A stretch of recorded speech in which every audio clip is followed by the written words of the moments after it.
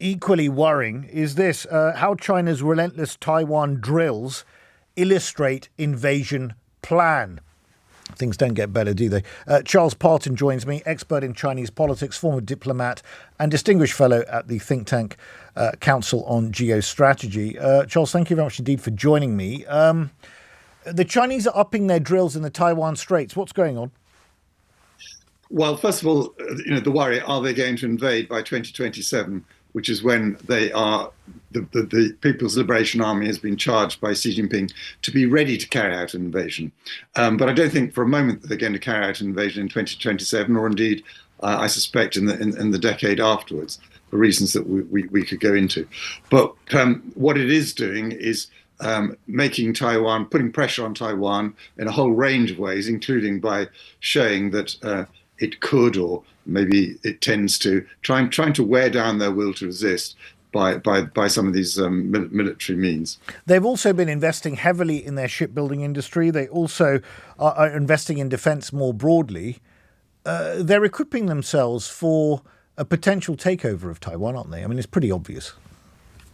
Yes, but I don't think it's going to be military takeover. I mean, that will be part of the means of breaking the will of the Taiwanese people. Mm-hmm. But although I can conceive that they might, for instance, seize some islands which belong to Taiwan and have an airfield which are quite a long way, hundreds of miles from Taiwan, to make a small point.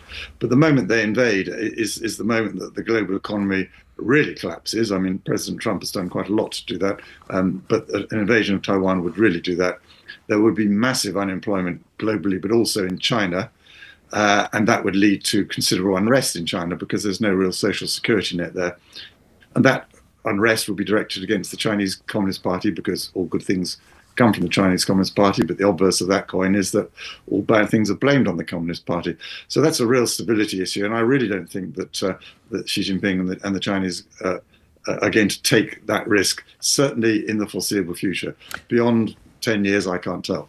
There was a study this week by the Royal United Services Institute, a think tank, that suggested that China's military assertiveness over Taiwan was deliberately ambiguous to create uncertainty over its final intentions. It's always maintained the strategic ambiguity point. And it said that this grey zone strategy combines a variety of threats, from military exercises to cyber attacks, and the simple use of financial power to win backing from other countries. In a world where Donald Trump is imposing tariffs, including on Taiwan, does that not simply make the embrace of the Chinese potentially more attractive? Well, I think for sure it does. If your main ally has should we say, screwed you over, then you're going to be more sympathetic to other people and look for other ways of earning money, which includes deepening economic ties. And when you deepen economic ties, inevitably you deepen political ties. So I think it is extremely worrying what the Americans are doing.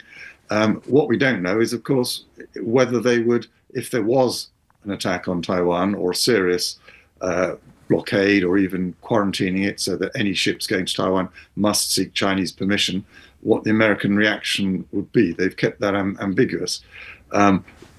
But if the Chinese ever thought that the Americans, or they came to some form of grand agreement with the Americans that actually we don't care about Taiwan, then of course the odds on invasion go up. But I honestly don't see the Americans at this stage going for that. I mean, that would prejudice their whole position in the Western Pacific, and that would have very severe consequences.